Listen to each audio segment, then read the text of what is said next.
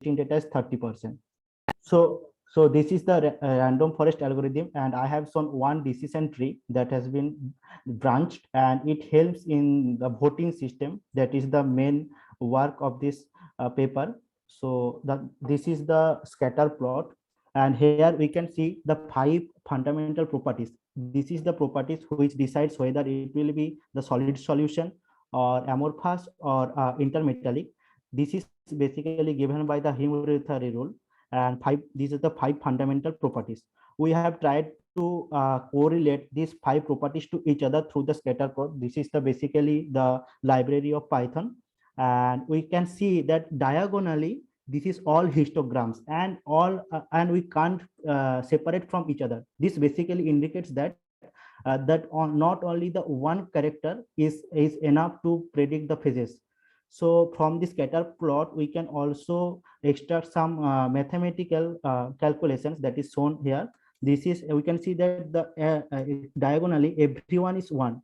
So that means the valence electron concentration, this property is fully correlated with it, and the next is minus 0.6. So this is basically is negatively influencing the property. If valence electron concentration is positively influencing the property, and the next, that the Pauling electronegativity, that is negatively influence the materials. And this is the system how our predicted models is good or not. Here is the F1 scores and recall. This is called the data retrieval. For example, Google search is the best example here, and we can see that our F1 score for amorphous is 0.87, and intermetallic compounds for 0.83, and solid solution is 0.95.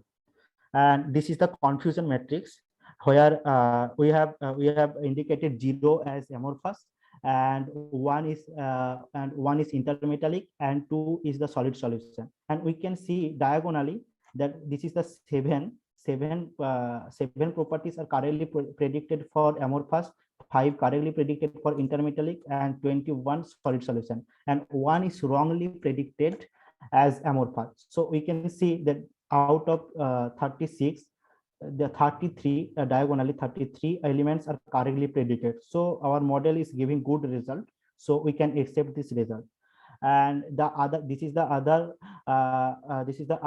data set we have collected, that like that we can see from first row, that is amorphous is 0, solid solution is 0, and this solid solution is 1. So we can tell that the voting from the voting system, it is highest, and from the second row we can tell that it is 0.6, which is the highest. So it is amorphous. So like that the process will go on, and from the higher voting system we can easily predict the phases.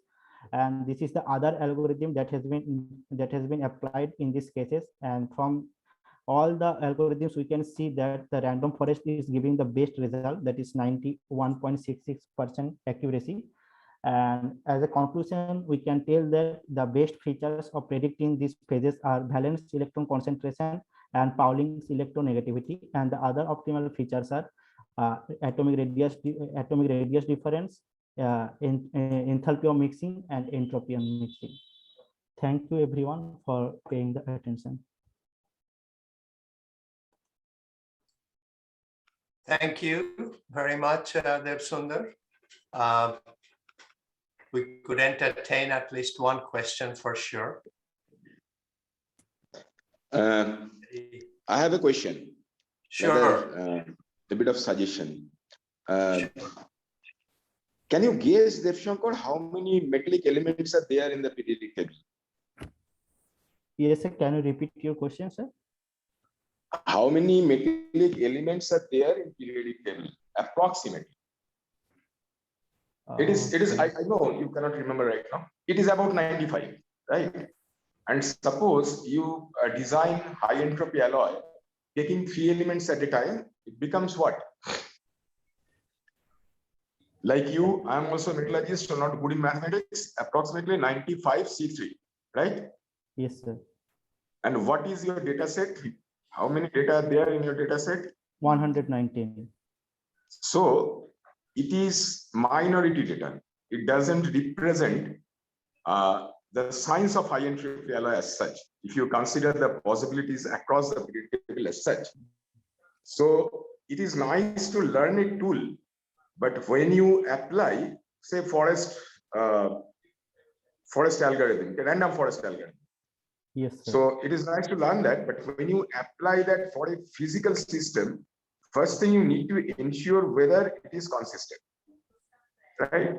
And Yes. high entropy alloy is an emerging field, and you don't have many data in literature, Yes, right? sir. Yes, sir. Right? I just thought I should suggest you, because Amitabh tried to do this work with me. Amitabh has a different objective of pursuing computer science, right? But you are pursuing Yes. materials. So Yes, you should yes. not be driven by the purpose of computer science. This is, I mean, a suggestion which may help you in future when you design a problem. Thank you. Yes, sir. Thank you, sir. Nihar, you, may I sir. make a comment as well? Yeah, very quick, very Very quick. quick. Yeah. Devsundar, Yes, sir. historically, you could have pointed out that the two most famous alloys known are bronze and steel. Yes, sir. And steel making was a specialty of India Yes, sir. 1500 years ago. Yes, sir. Yes, sir. Okay, well, thank you very much, Devsundar. Thank you, And, sir. Thank you, sir. Comment as well, Dr. Chatterjee. Yes. So we are going to welcome our next presenter, Shitabju Bhattacharya, ME, fourth year. Your PPT presentation. This 1965 ME Research Award donated by 1965 ME batch. Okay, Hello, am I audible? Devsundar, take out your screen. Hello. Yes, Devsundar, now we are coming in again. Yeah.